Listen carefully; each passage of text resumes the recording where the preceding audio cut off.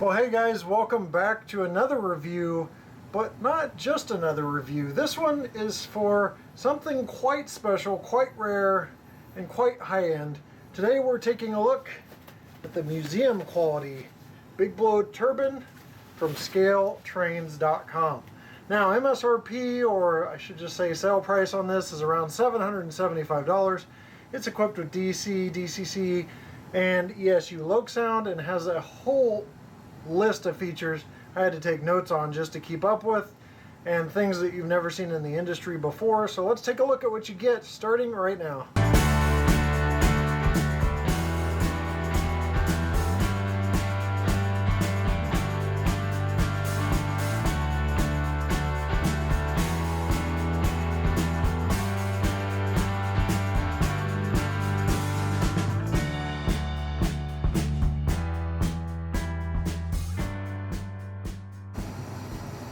Well, first thing I notice is this nice box stitching, nice leather appearance and hinges. This box is huge and heavy. I used my exploding Note 7 phone here, the one that just came out that's got the recall on it, to roughly measure, and I came up with roughly 17 inches by 17 inches. Pretty large box. Things that come in the packaging I just want you to be aware of is a very nice letter about how they feel like kids on Christmas morning, because they're excited for us to check this out as customers. There is a true color paint, railroad accessories listing, so you have all the color codes for everything. MRH, Model Railroad Hobbyist, if you're not aware of that. EMAG, real good EMAG. Trainmasters TV, also good source there. They have a card in here for their website and contact information and address, and then they've got a catalog. So that's just in the box. Before I even open this box, I have a feeling this is going to be a long review. So opening this box, which is my poor little turntable is not dealing well with here. You've got some high density foam to protect the model pretty well here. And you have the manual. So manual talks about maintenance, history of the locomotive, which will include some on this review, DCC instructions, CVs, an area to take your own notes, some features to look out for, exploded parts diagrams. It is just a lot of information, including the exploded parts diagram on the tender as well. And then parts list if anything happens and you need to order a part down the road.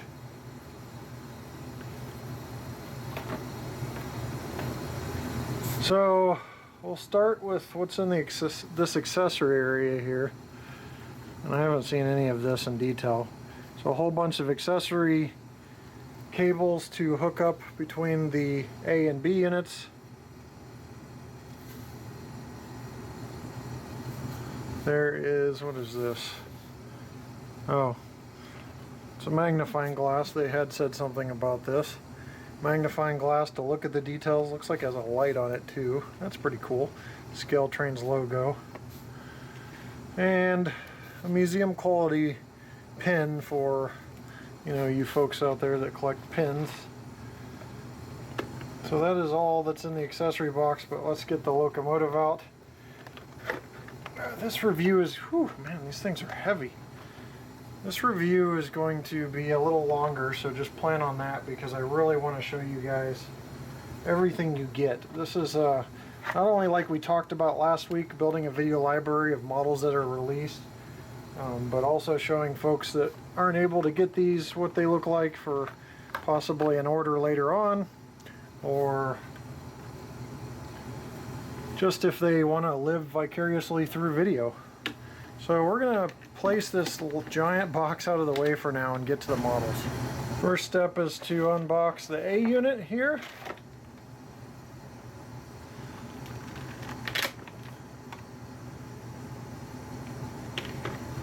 I don't know if those hoses are extra, because it has a lot of hoses already on it. Looks like it's still on a stand of some sort.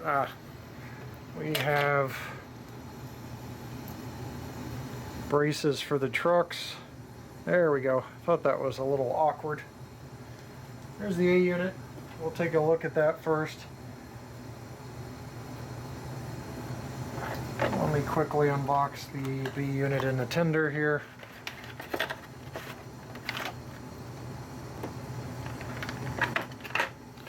Got the B unit already showing a little skin with some open doors. Get these bracings off. There's the B unit, predecessor to the late model auxiliary water tenders. This is an actual turbine tender. On the front, we'll start from the bottom and work our way up. You have the scale trains, metal coupler. It's a spring loaded coupler, but it's their own brand of coupler. You've got the coupler cut lever.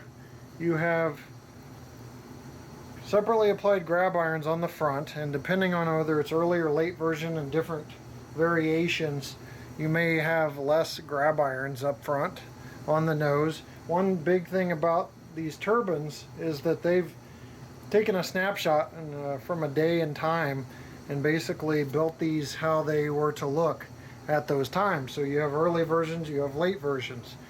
Working our way up further, you got the UP wings, Union Pacific in the front. You've got number boards that are backlit, supposedly, with LEDs.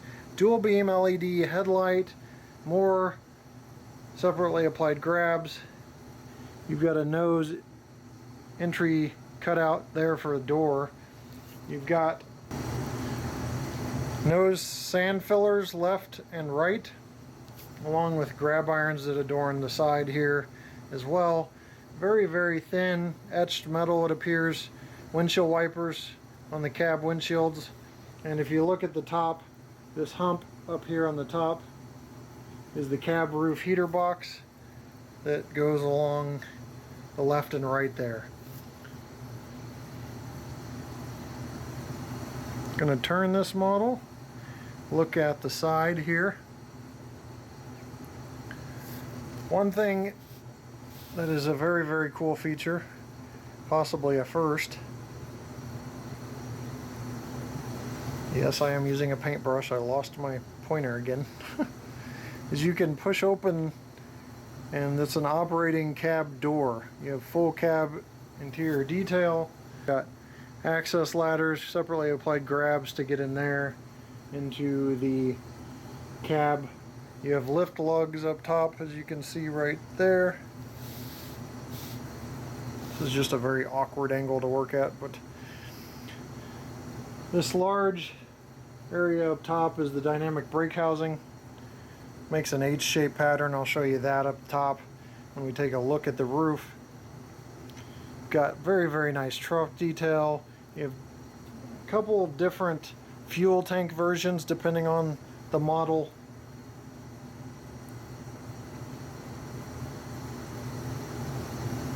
On the back, we've got obviously UP Shield and Union Pacific written on the side here.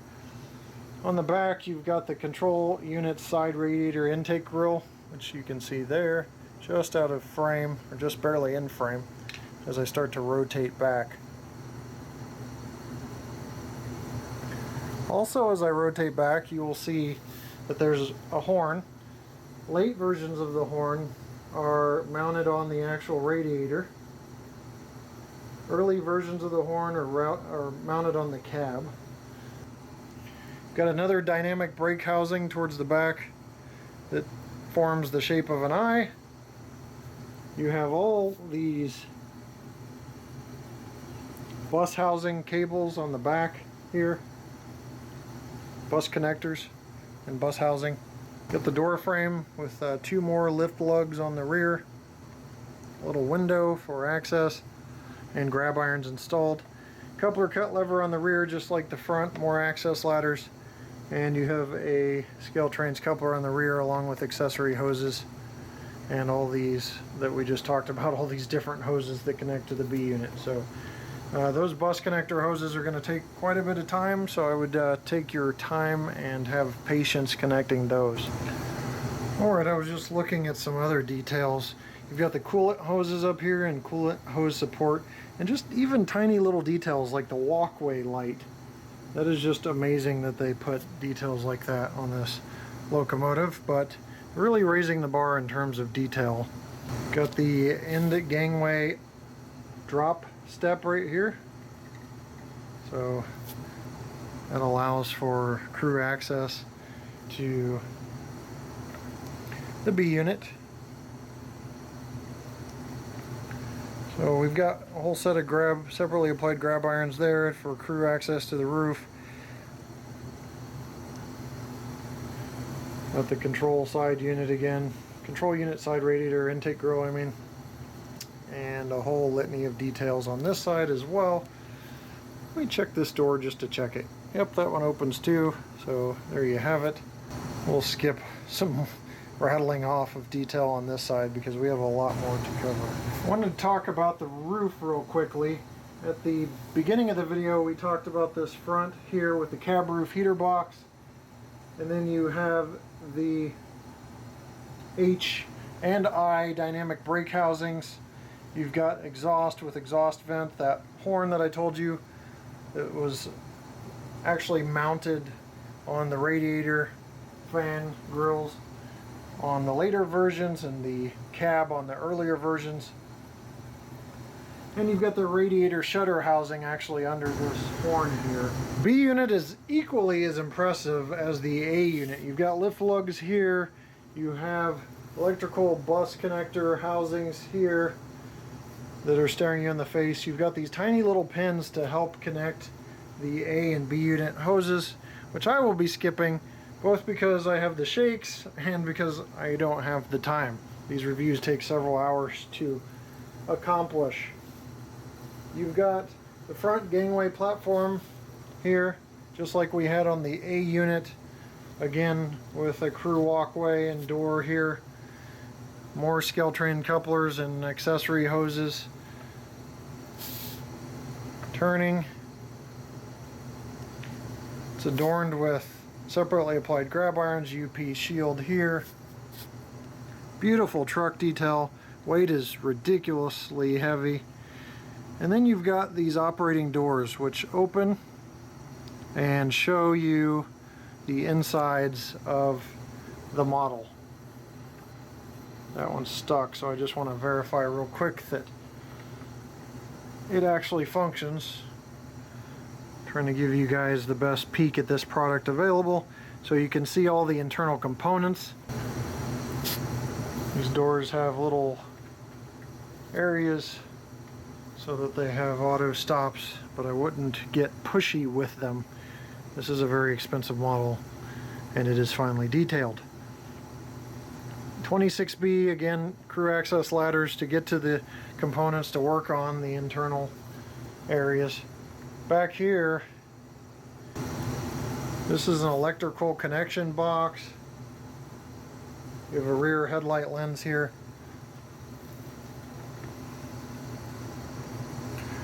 Again, many grab irons applied.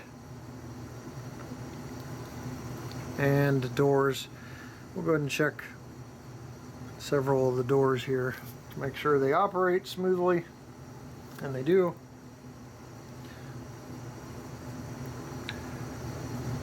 And there's your B unit. We'll take a look at the roof. Wanted to show you the inside of the exhaust here. The turbine exhaust blade is down in there. And that supposedly turns. We'll take a look at that during operational testing. And here's a look at the roof. Kill the light here so we don't have a false sense of what the color is.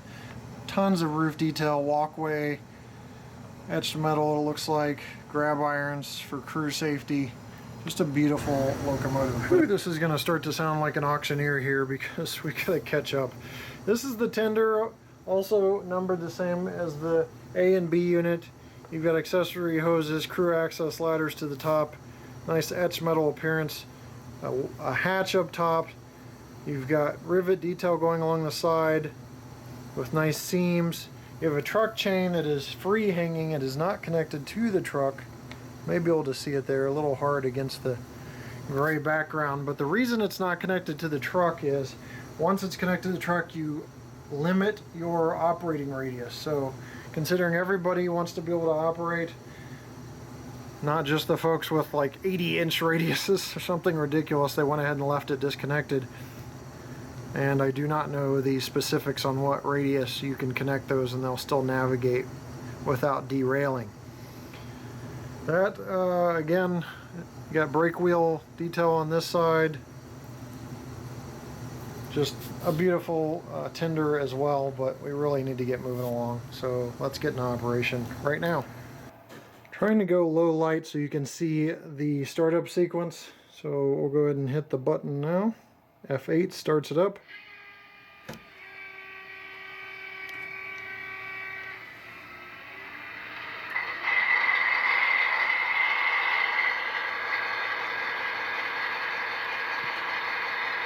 A very quick process, but it is just like it says. So we tested that, and that successfully works. Cab lights on, then number boards, instrument panel light, A unit prime mover starts up, and then the cab light goes off. So we've checked that, and that works. Let's go ahead and return to some other sounds. Like I may have said, I don't know, my brain is pretty fried, but this thing is 24 inches long, approximately. Just a massive locomotive, very hard. With the tender, it's 24 inches long. Very hard to get into frame. Let's go ahead and listen to some sounds and check out functions. Front is the headlight, which is 0.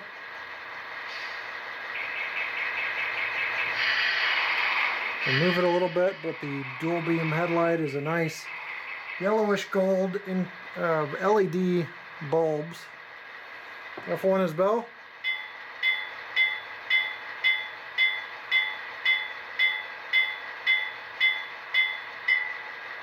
Sounds great. F2 horn.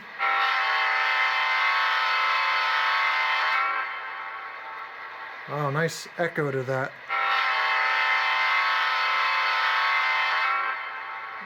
ESU never fails to amaze me. Now with ESU, the F2 is also used as the short horn because it has a very nice response for a decoder. So hitting F2 very quick will get the short horn. And then I gotta finish it. It is a grade crossing. Alright. So F3 will trigger the turbine on the B unit.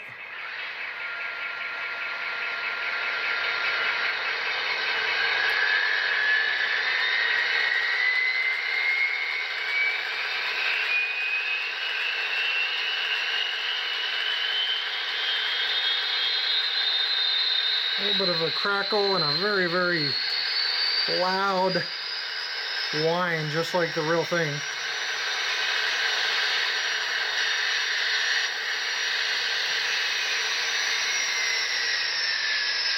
That is coming out of the B unit.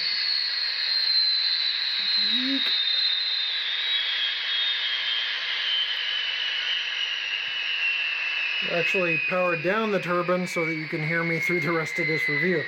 It is ear piercing though. And not necessarily in a bad way. They are trying to mimic the real thing, which from what I understand was ear piercing as well. F4 dynamic brake.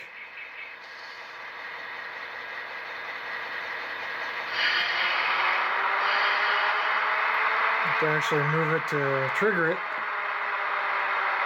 Really nice dynamic brake, one of the best, or the best I've heard actually. F5 is nighttime mode.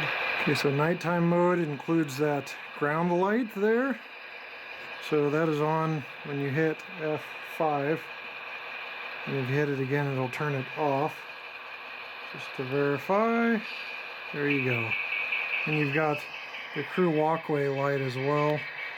Now that is not associated, or it is associated with F5 as well. So nighttime mode is just the crew being able to navigate around the locomotive. So walkway light, ground light, F5, nighttime mode. F6 is class lights. Classification lights, as you can see, are positioned above the number boards. You press it for different colors, 3 different variations, and off. So very, very cool there. Headlight dimmer, F7 works properly.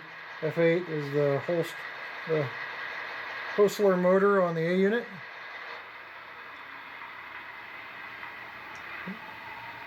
Well, it basically shuts it down. F9, coupler clink. F10 activates the rear headlight. F11 the sanding valve. And F12 the short air let off.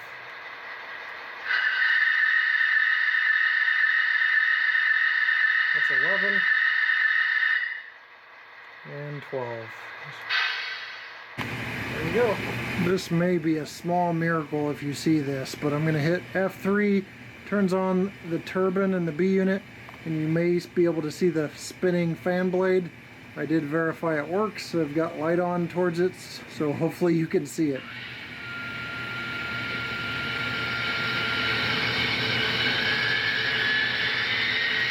There, it started up. Should be able to see the motion down there. Basically filming this from Mars, it seems so far away because this unit's huge and I've got to test it up to 5 speed steps. So let's move it at 1. In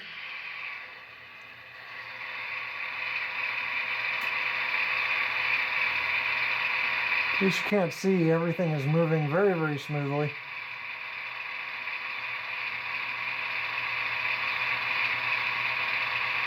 See, it looks like there's an occasional pause in movement at 1 speed step.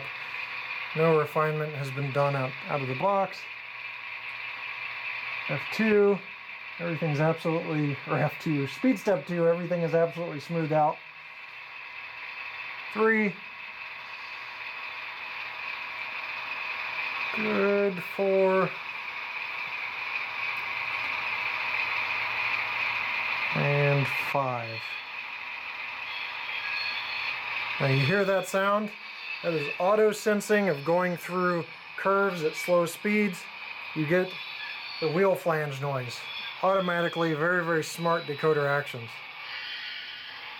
We're going to go in reverse here. 1 speed step. And go back to 1 for a minute. Yeah, just a slight bit of occasional pausing. I see that tender rocking back and forth. 2, everything's smoothed out by. 3. 4. And 5. About to test the auto sensing frog going backwards. Yep, and there's the sound as you go backwards. So auto sense frog works great. Slow curve and slow speed squeal works great as well. Live pull test here with the tender. Smokes, we're getting 6.7 ounces. Test without tender.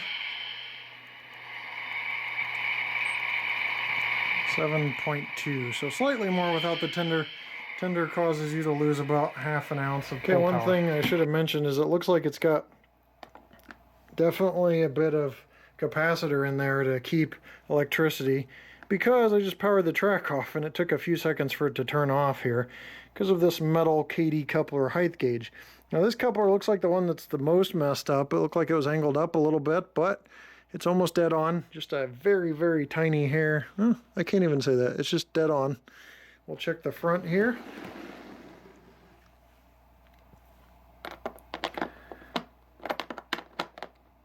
Same dead on coupler height. And we'll check tender as well.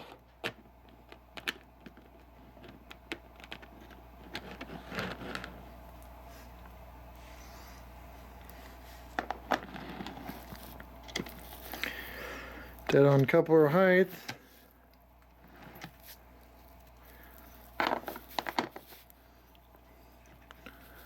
And dead on coupler height. So we've got all facets of this locomotive perfect on coupler height, KD wise. Alright, we're going to check A unit first on weight. We have 1 pound 9.3 ounces. When you add the B unit, you have 2 pounds 14.3 ounces.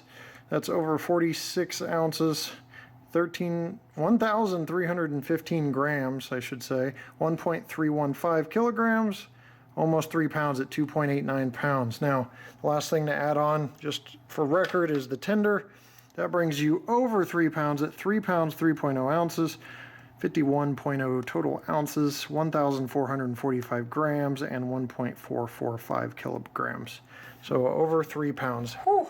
Tell you what, guys, I spent a large amount of time on this review, 3 to 4 times more than the normal review process takes, and that is simply because there's so many industry groundbreaking items to test out.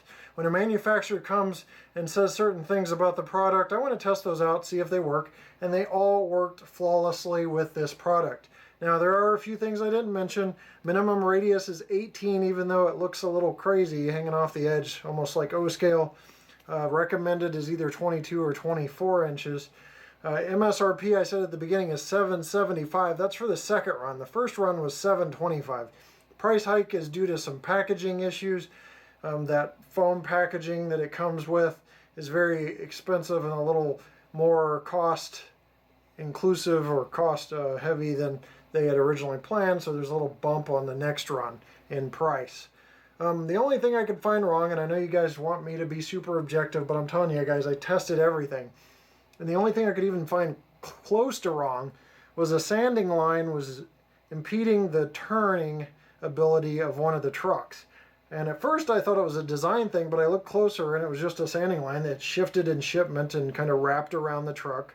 So I just moved it out of the way and we were back to normal. So I thought I might have had them on a coupler height issue with one of the couplers looking like it was angled a little high, but when I put the KD height gauge up to it, it was good. So I really don't have anything for you in terms of dings. This was just absolutely a well-executed product. Turbine is very loud when you hit that F3 and turn the turbine on. The squeal is ear-piercing, but that's how the prototype was, so what can you expect? I'm going to leave you guys with a run-by of era-specific cars being pulled by this turbine. I'll cycle the turbine on and off so you can hear that, and you can hear the motor and bell and horn, and just play with a few sounds. It may not be prototypically correct going over a bridge or whatever, but at least you'll have some era-specific cars, and we'll see you next time right here on my channel. Take care.